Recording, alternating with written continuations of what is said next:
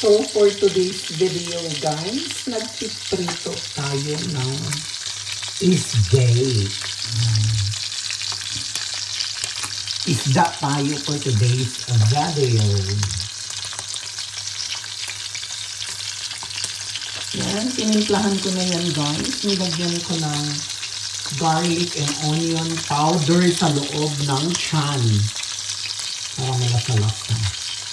So, let's wait until we can eat. So, babaliktarin na natin, guys, ang ating fish duck. Jeva.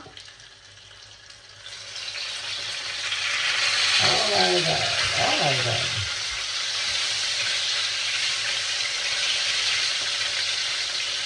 So, yan, nabaliktad na natin.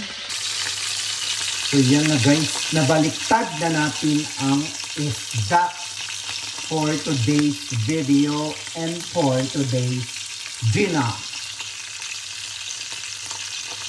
So, konting kembot na lang.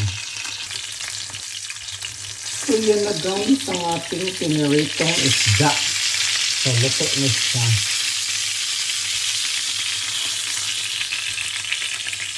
Yan, makakakain na tayo ng fish duck.